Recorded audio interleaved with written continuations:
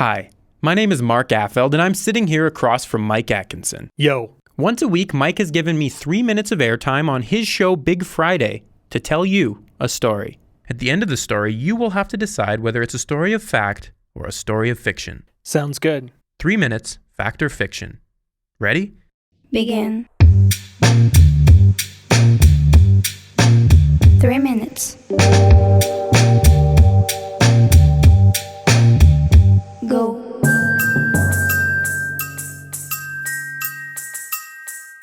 In 1982, then mayor of the city of Calgary, Ralph Klein, captured headlines across Canada after reportedly telling a group of newcomers that Calgary would not welcome bums and that he would protect Calgarians from a lot of creeps looking for work. This was the beginning of the 1980s rush for Alberta's resources.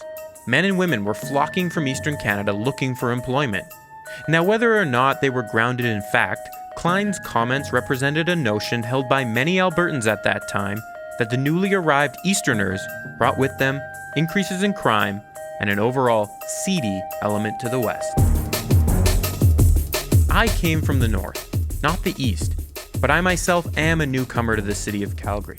And as much as Calgary and Edmonton, where I'm from, like to pretend that they are different from one another, I found the two cities to be almost exactly the same.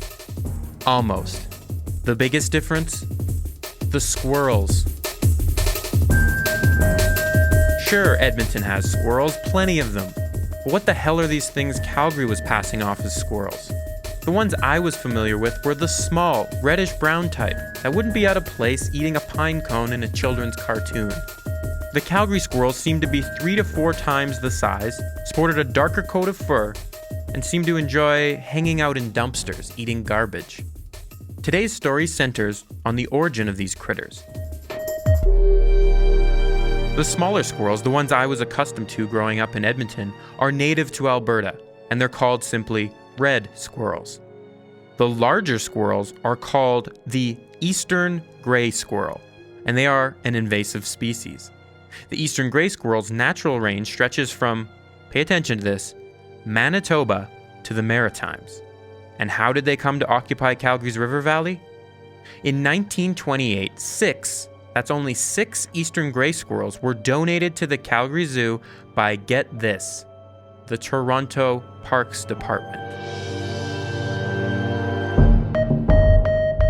The eastern squirrels were allowed to roam free, and over the years, the natural competition and reproduction has made the eastern squirrels a predominant feature of the Calgary River Valley. So, Myke, is the story of these little eastern bastards, otherwise known as the eastern gray squirrel, a story of fact or a story of fiction?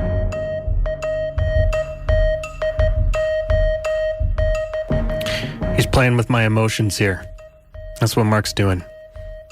He knows that I'm not a huge fan of squirrels who tear through my garbage if I put it out on the back step and don't want to take it right to the dumpster right away. It's they're rats. They're rats in furry clothing, I tell you. Some of them. There are some nice ones, and that's true. I don't know. I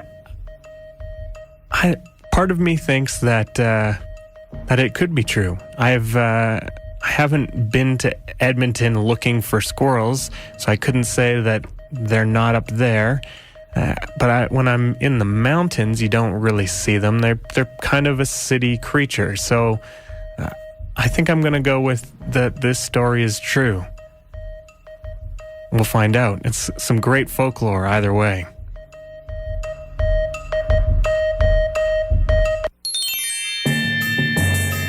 You say fact, huh?